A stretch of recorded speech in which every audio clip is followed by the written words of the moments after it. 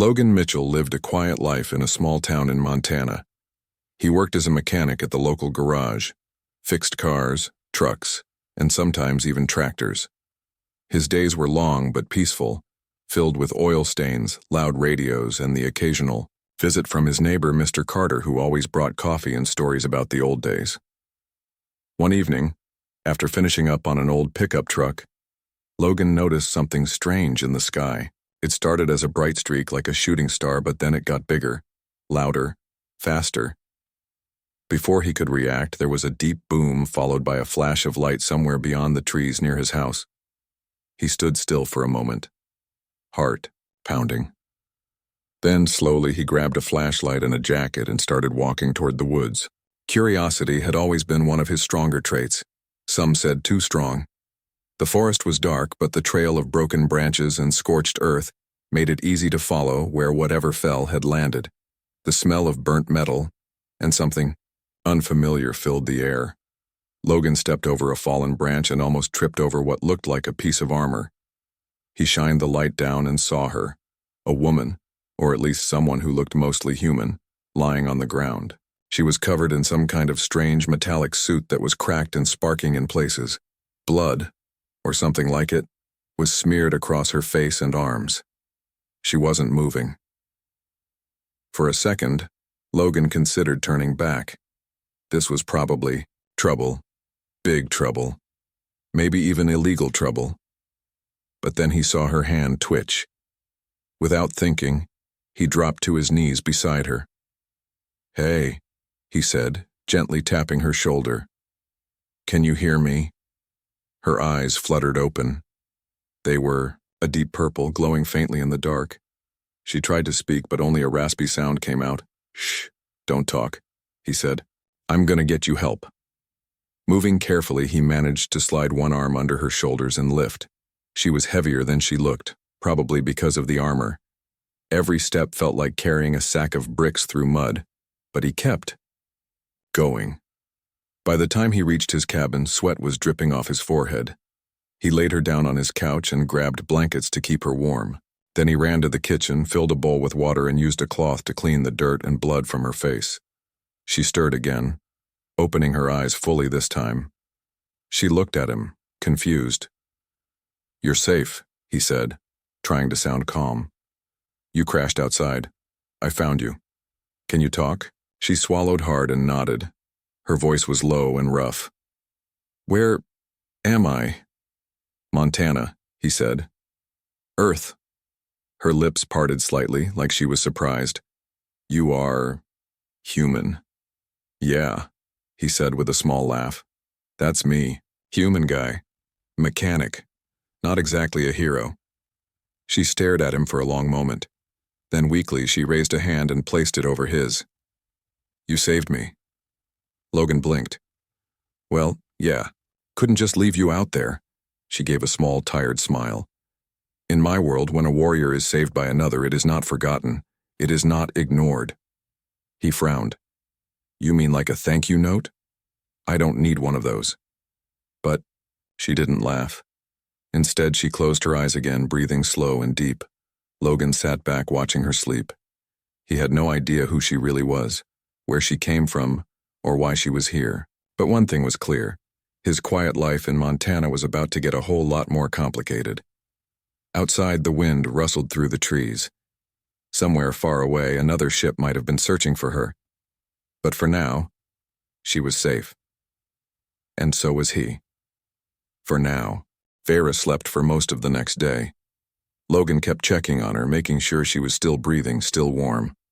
He wasn't a doctor, but he knew how to take care of someone who was hurt. His mom had taught him that when he was younger. When she finally woke up again, it was late afternoon. The sun was low, shining through the cabin windows. She sat up slowly, groaning as she moved. Logan was sitting at the kitchen table, drinking coffee and reading an old car magazine. "You're awake," he said, setting the mug down. She looked at him with those strange purple eyes. "Yes, I feel stronger." Logan nodded. "Good, you were out for a while. I was starting to worry." She tried to stand, wobbling a bit before catching herself on the back of the couch. Logan got up and helped her sit in a chair at the table. "Thank you," she said. "No problem," he replied. "Do you want something to eat? I've got eggs, bread, some canned soup." She tilted her head. "I do not know these foods." Logan raised an eyebrow. "Really? Nothing like this where you're from?" She shook her head. "On Kareen, we eat nutrient packs or roasted meat from battle feasts." He blinked. "Okay then. Let's start with eggs." He cracked a couple into a pan, added some salt, and cooked them while she watched closely. "Where exactly are you from?" he asked. "Far," she said. "Past many stars. My people are warriors. We fight for honor, for our clan, for survival." Logan flipped the eggs. "So, like space marines or something?" She frowned. "Space? What?" "Never mind," he said with a chuckle. "So why were you flying over Montana? Not exactly a war zone." Her face grew serious. "I was part of a mission. Something went wrong. I was betrayed. I escaped, but they followed me. I had to crash land." Logan handed her the plate of eggs. "And now they're still looking for you?" She took a bite, chewed slowly, then nodded. "Yes. If they find me, they will not stop until I am silenced." Logan sat across from her sipping his coffee. "Well, you're safe here. Nobody comes this far into the woods unless they're lost or hunting deer." She looked at him again, her eyes softer now. "You risked much to help me. Humans are not known for such kindness." "Well, maybe we should be," he said. After eating, Vera stood and walked around the room. She touched things carefully, books, tools, the old radio on the shelf. Everything was new to her. "This place is small," she said. Logan smiled. "It's home." She turned to him. "Then I will stay here, until I am strong enough to leave." He shrugged. "You can stay as long as you need." But as soon as he said it, he felt a strange weight in his chest. He didn't know why. Maybe because he already knew this wouldn't be a short visit. Maybe because deep down he didn't really want her to leave. Later that night, after she had fallen asleep again, Logan sat outside on the porch, staring up at the stars. He thought about what she had said about warriors and bonds and betrayal. Somewhere out there, someone was still looking for her. And maybe, just maybe, they'd already found their way to E. In the days that followed, Logan got used to having Vera around. She was healing fast, stronger every day, but still had a long way to go before she was back to full strength. Her armor had been too damaged to wear, so Logan gave her some of his old clothes. Hoodies, jeans, boots. They didn't fit perfectly, but she wore them like battle gear. Vera asked questions about everything. How did the lights work? Why did the fridge make noise? What was the purpose of a toaster? Logan tried to explain, but sometimes he realized he didn't really know either. He just knew how to use them. One morning, he showed her how to use the washing machine. He loaded it with clothes, closed the lid, and pressed start. The moment it began to spin, Vera jumped back, startled. "What is that sound?" she asked, eyes wide. "It's just cleaning our clothes," he said, trying not to laugh. She stared at the machine like it might attack. "On Kareen, we burn dirty clothes and take new ones." Logan blinked. "You burn them?" She nodded. "Yes. Fire purifies." He scratched his head. "Well, we don't do that here. Try not to break the machine, okay?" But breaking things was becoming something of a habit for Vera. She crushed the microwave door when she tried to open it before it was done. She smashed the coffee table while testing how strong her hands were. Once, she tried to fix the broken antenna on the TV by hitting it with a hammer. Logan wasn't sure if she was learning or just causing chaos. The neighbors started to notice. Mr. Carter came by one afternoon with fresh coffee and left looking confused. "Who's that woman you've got living with you?" he asked. "Just a friend," Logan said. Mr. Carter narrowed his eyes. "She looks like she could punch through a wall." "Yeah," Logan said with a nervous smile. "Pretty much." Despite the messes and broken appliances, something between them was changing. Logan found himself waiting for her to wake up before starting his day. He caught himself watching her when she trained outside, doing strange stretches and movements that looked like a mix of dance and fighting. And Vera, for all her rough edges, seemed to enjoy being around him. She followed him to town when he went shopping. She sat next to him at night by the fire, asking about his past. She even tried to cook once, burning 3 eggs and setting off the smoke alarm.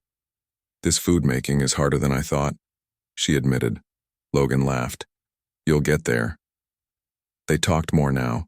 She told him stories of her world, of great battles of warriors who fought for honor, of the sky burning during war. Logan shared stories of growing up in Montana, fixing cars, holidays with his parents, and the time he accidentally set his uncle's barn on fire with fireworks.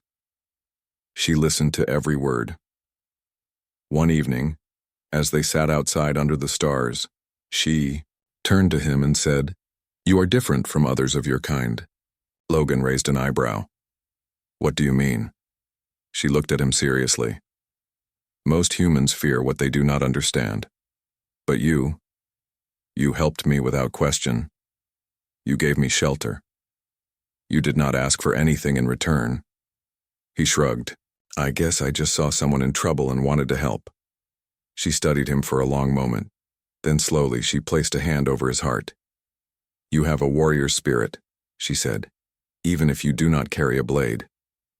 Logan felt something warm in his chest, something he couldn't quite name. He looked into her glowing purple eyes and realized he didn't want this to end. But deep down he knew nothing. This good ever lasted forever. Somewhere out there, the people hunting her were still coming. And when they arrived, life as he knew it would change again. It started with a sound Logan had never heard before. Deep and low, like thunder rolling through the trees, but not from the sky. It came from the ground, vibrating through the floorboards of his cabin. Vera was the first to react. She stood, up fast, eyes wide, muscles tight. "They're here," she said. Logan frowned. "Who?" She didn't answer. Instead, she ran to the window and looked outside. The forest was still, quiet, but something wasn't right. The birds had stopped singing. The wind had gone silent.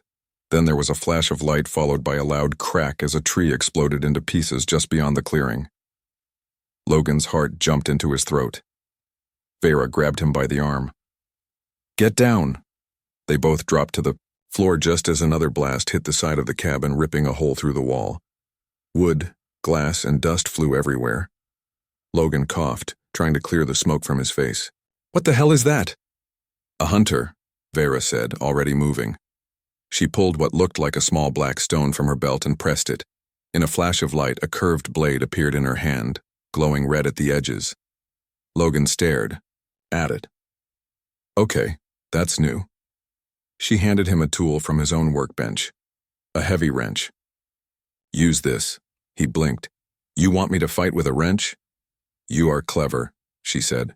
"Use it wisely." Before he could argue, another blast hit the roof, shaking the whole house. They ran outside through the back door, staying low behind the bushes. Across the clearing, something landed with a heavy thud. It was tall, over 7 feet, and covered in dark armor that shimmered like oil on water. Its head was shaped like a helmet, with glowing red eyes that scanned the area. Vera growled under her breath. "Kavrel, one of my people's best hunters." Logan swallowed hard. "And he's here for you?" "Yes." The figure took a step forward, raising an arm. In a flash, a weapon unfolded from its forearm, a long cannon-like thing that pointed straight at them. "Move!" Vera shouted. They dove in opposite directions just as a beam of energy shot past them, tearing through the ground. Logan's mind raced. He couldn't fight like she did. He didn't have glowing swords or alien strength. But he knew machines. And he knew how to use what was around him. As the hunter moved toward Vera, firing again and again, Logan ran to his truck. He opened the hood and yanked out a battery cable. Vera dodged each attack, flipping over rocks and using fallen branches as cover. She threw her blade, slicing through one of the hunter's shoulder plates, but it barely slowed him down. Logan reached the edge of the clearing with the cables in hand. He saw the hunter's suit sparking near the leg where Vera had damaged it. This might work, he thought. He waited for the perfect moment, then sprinted forward and slammed the live cables into the exposed wiring on the hunter's leg. There was a loud pop, a burst of sparks, and the hunter staggered. Vera didn't waste time. She grabbed Logan and pulled him away just as the hunter fell to one knee. Systems flickering. "You fried its circuits?" she said, surprised. Logan panted. "I figured if it's made of metal and wires, it can short out like anything else." The hunter tried to rise, but its movements were slow now, glitching.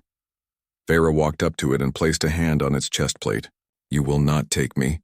The hunter gave one last twitch, then fell still. Logan exhaled, staring at the massive alien body lying in the dirt.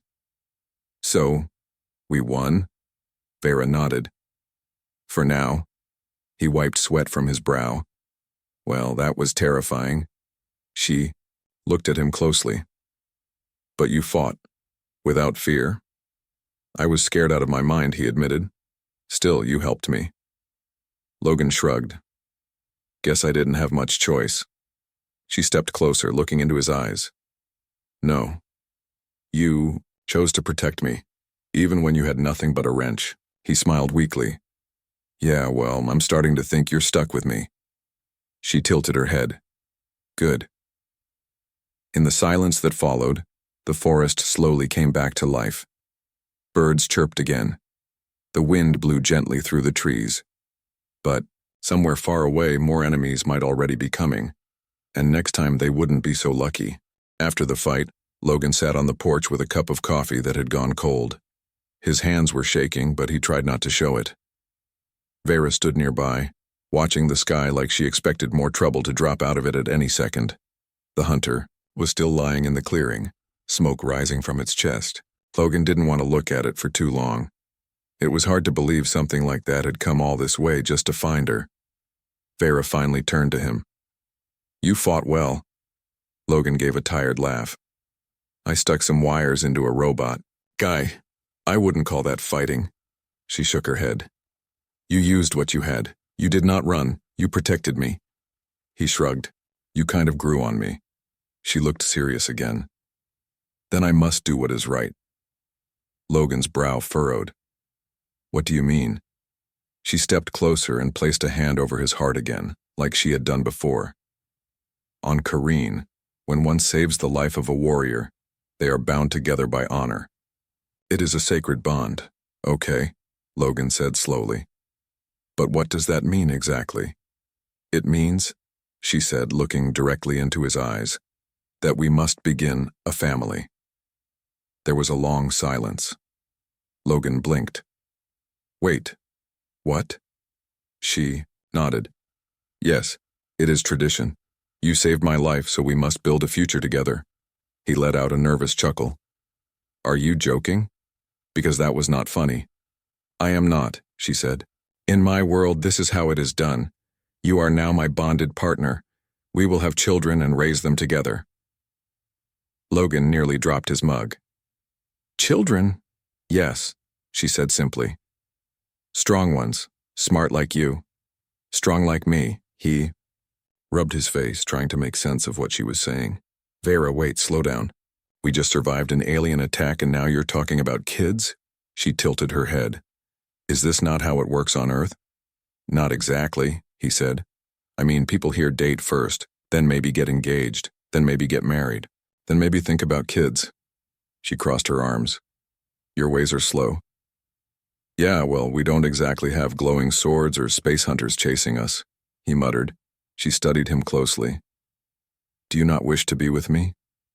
"That's not it," he said quickly. "I mean, I like you. A lot. I just didn't expect the conversation to happen after getting attacked by a death machine." She nodded. "Then we should prepare. There may be others who follow. If we are to survive, we must be ready."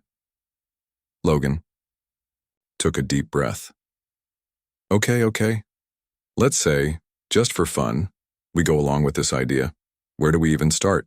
She smiled. "We must meet your parents." His eyes went wide. "What? Why?"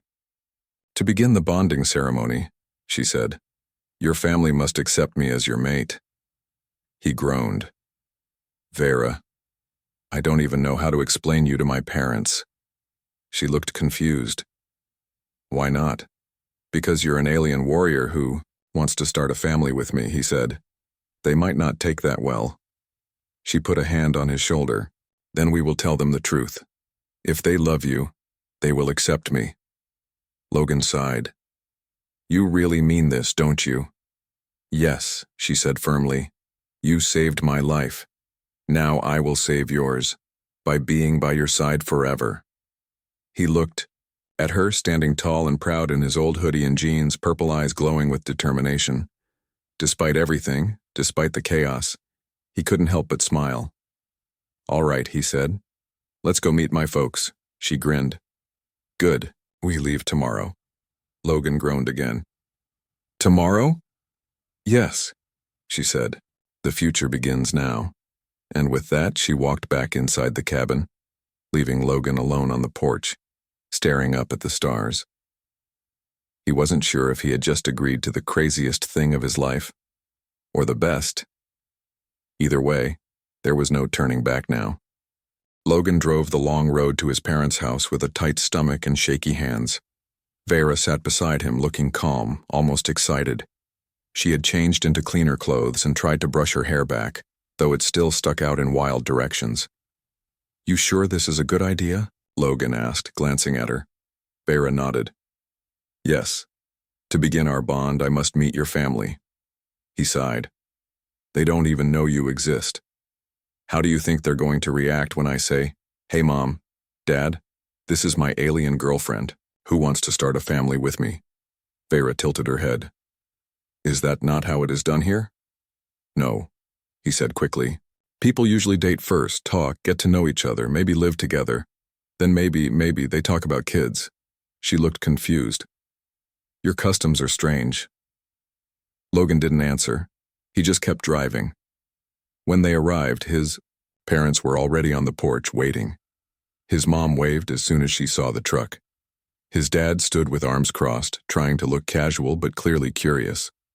Logan's mom, Marie, was small and kind, always smiling.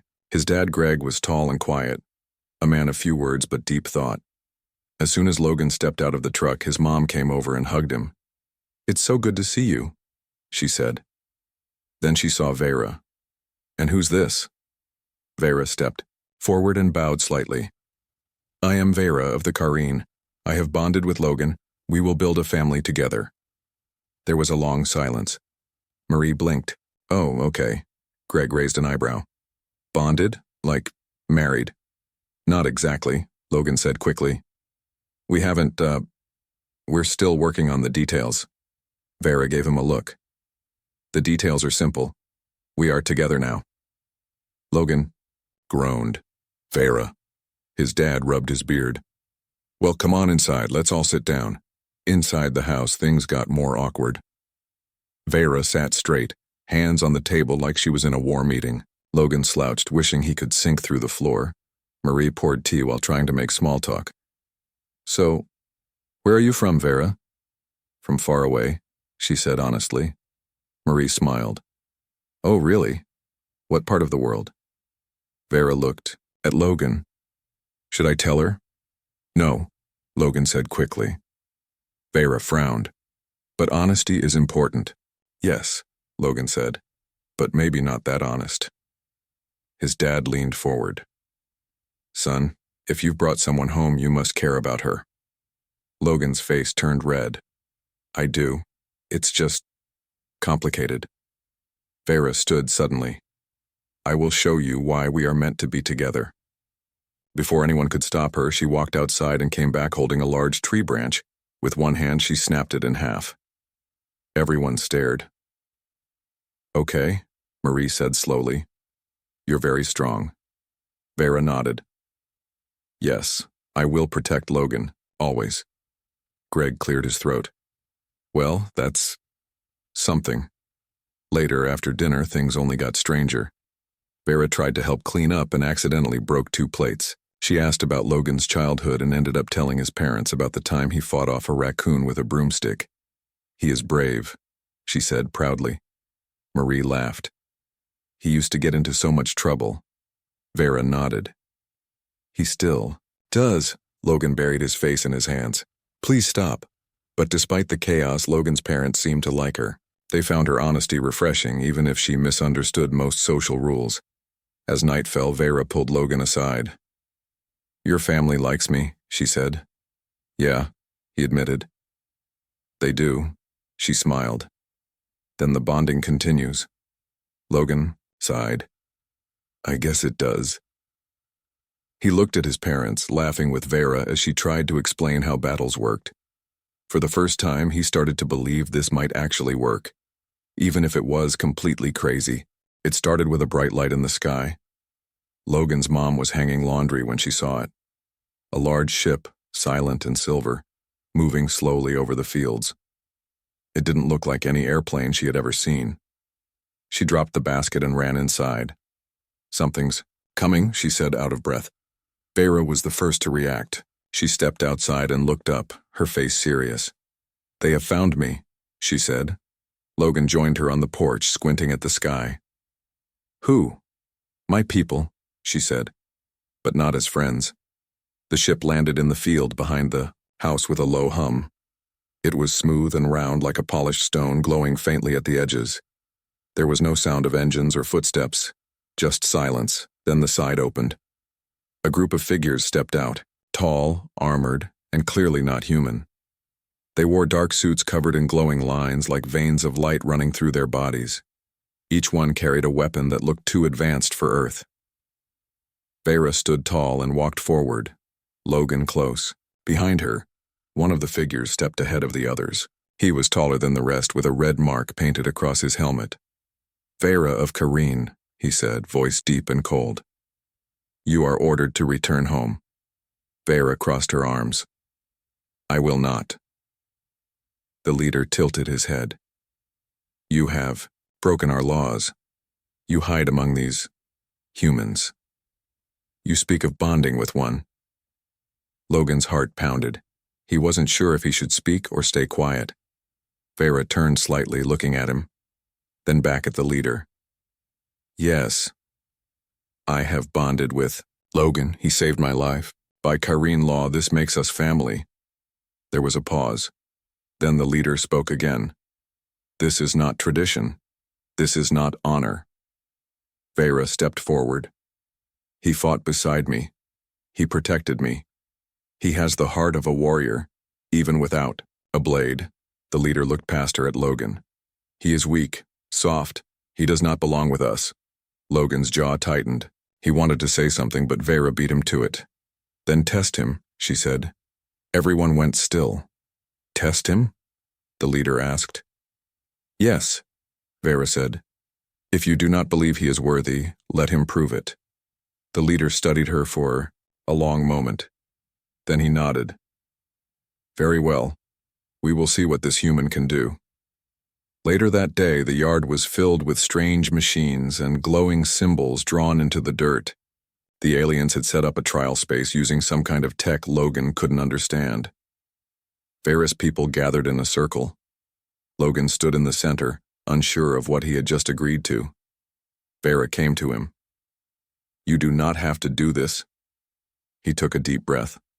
No, I do. If they think I'm not good enough for you, then I'll show them I am. She gave a small smile. You already have. The leader stepped forward.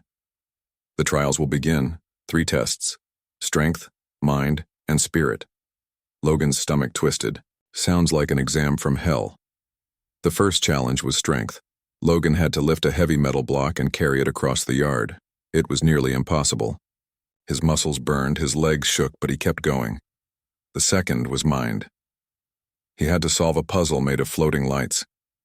It confused him at first, but he used logic and patience to figure it out. The third was spirit. He had to face fear. The aliens created a vision of fire, of danger, of losing everything. Logan stood his ground, heart pounding, but he did not run.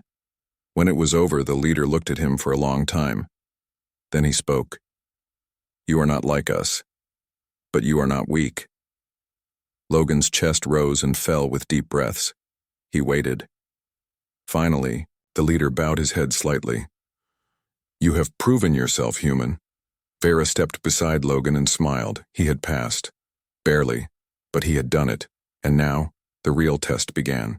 The trials were over, but the real challenge had just begun. Logan's arm still ached from lifting the heavy block. His mind was tired from solving the floating puzzle.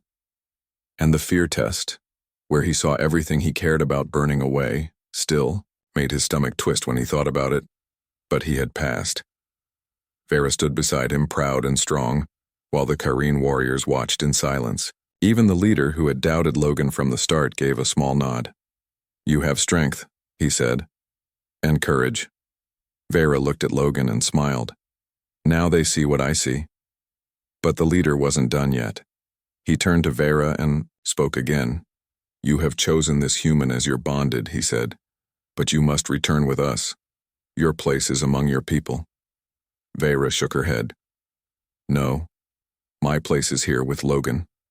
A murmur spread through the gathered warriors. Some looked angry, others surprised. The leader frowned. "You cannot turn your back on Kareen. You are one of our best warriors." "I am still a warrior," she said. "But I choose my own path now." The leader stepped closer. "Then you will be seen as lost, unworthy. You will not return to our world." Vera didn't flinch. "If that is the price of staying, then so be it." Logan swallowed hard. He hadn't expected this. He knew Vera wanted to stay with him, but he never thought she'd give up her home for it. He touched her arm gently. "Vera, are you sure?" She looked at him, eyes glowing softly. "Yes, you saved me. Now I want to build a life with you." The leader studied them both for a long moment. Then he turned to Logan. "Human," he said, "you do not belong to our world, but you have proven yourself. If you wish to keep Vera, you must prove once more." Logan's heart pounded. "Prove? How?" The leader raised a hand, and behind him a new figure stepped forward. It was another Kareen warrior, taller than most, wearing silver armor that shimmered like firelight. Their face was hidden behind a helmet, but Logan could feel their gaze. This one was different, stronger. The leader gestured toward them. "This is Kale, champion of Kareen. He will test you one last time." Logan's mouth went dry.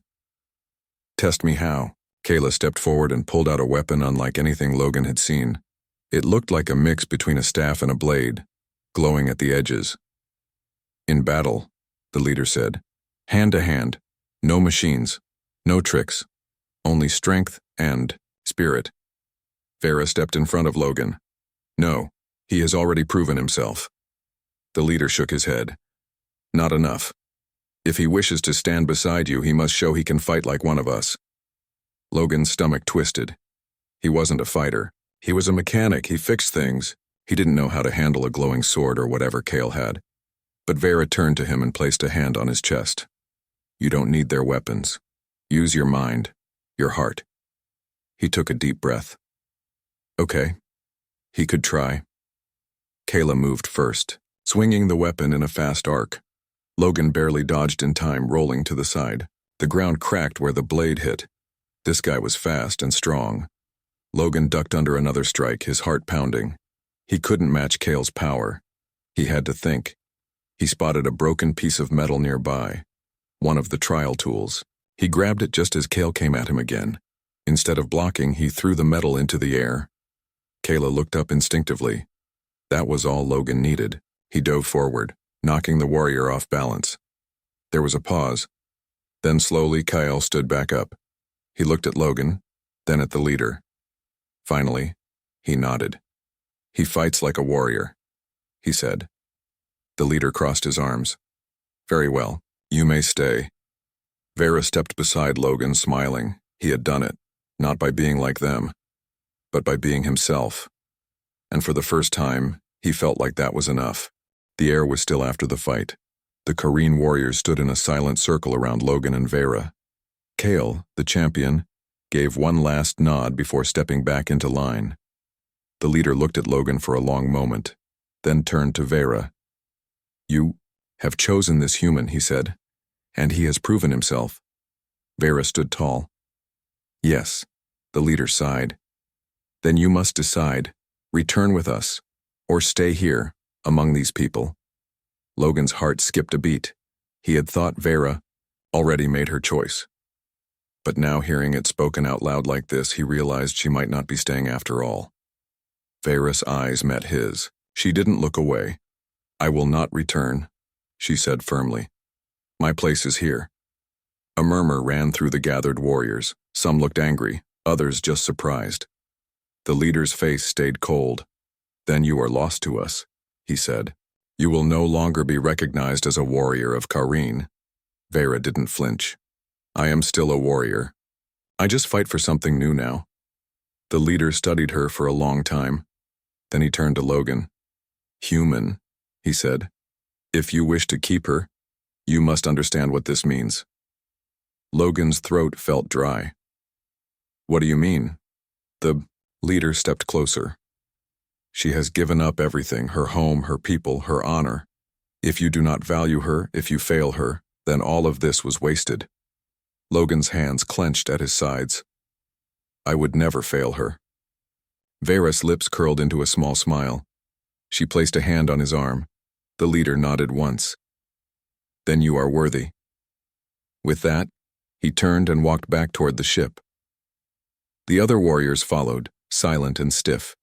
The glowing silver door closed behind them with a soft hum. Then with a low rumble, the ship lifted off the ground. Logan watched as it rose higher and higher, until it became a tiny light against the sky, and then disappeared. He let out a breath he hadn't realized he was holding. Vera's voice was quiet beside him. It is done. He looked at her. You really left your whole life behind? She nodded. Yes, because I chose you. He shook his head slowly. I don't even know what to say. Say nothing, she said. Just live. With me. He smiled weakly. Okay. They walked back toward the house together. Marie and Greg were waiting on the porch, watching closely. Marie stepped forward. Was it over? Did they leave? Vera nodded. Yes, they are gone. Marie looked between them both. And what does that mean for you two? Vera's gaze was steady. It means we stay. Logan rubbed the back of his neck. Yeah. Guess we're not going anywhere. His dad chuckled. Well, that's something at least. Later that night, they sat outside by the fire. The stars above were bright, stretching across the sky like distant battles waiting to happen. Vera leaned against Logan's shoulder. You are quiet. He looked at her. I'm just thinking. About what? He stared into the flames. You gave up everything for me. Your home, your people, your whole world. She tilted her head. You gave me a new one. He smiled, but it was sad. I don't even know how to take care of a car sometimes. How am I supposed to take care of someone like you? She touched his chest, right over his heart. You already do. He looked into her glowing purple eyes and saw something he hadn't expected. Trust, love, belief. Maybe he wasn't perfect. Maybe he didn't have answers for everything. But he had her, and that was enough. He reached out and took her hand in his. Okay, he whispered. We'll make this work. She leaned her head on his shoulder. Together. Above them, the sky was clear. The stars shone bright. And for the first time in a long while, Logan felt like he was exactly where he was meant to be, not just in Montana, but with her. Life didn't change overnight, but it changed enough. After the Kareen ship left, things felt different. Quieter. Like a storm had passed and only the calm remained. Logan went back to fixing cars at the garage, but now he had help. Vera didn't know much about engines or oil changes, but she was strong. She could lift whole car frames with one hand and scare off any trouble before it even got close. People in town started to get used to her. Some still whispered, but most just accepted that the quiet mechanic from Montana had somehow ended up with a woman who looked like she stepped out of a war movie.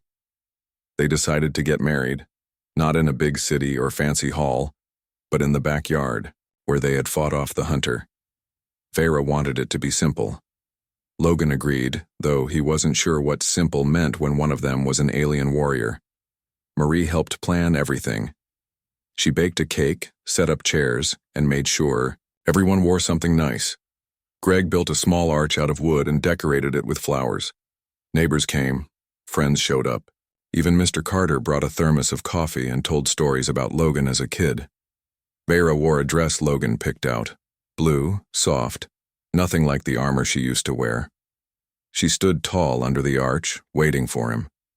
Logan wore his best jeans and a clean shirt, trying not to trip over his own feet.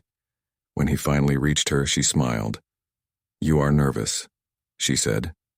"Yeah," he admitted. "Not every day you marry an alien warrior." She squeezed his hand. "I am glad it is me." He grinned. "Me too." The ceremony was short.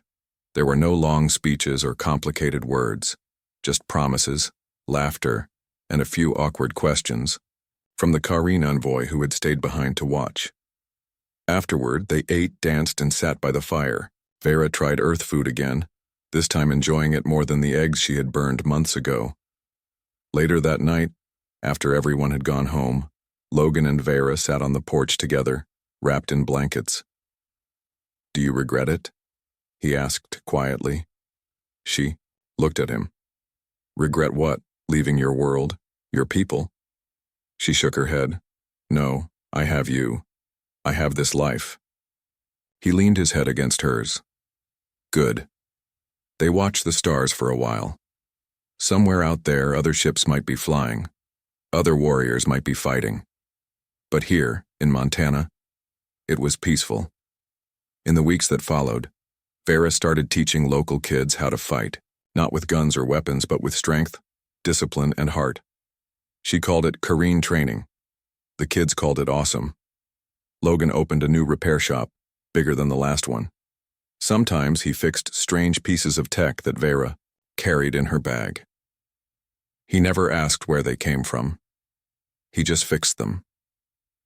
Rumors spread through town about the strange couple who lived in the woods, who fought off monsters no one else could see, who seemed to belong to two different worlds but somehow fit together.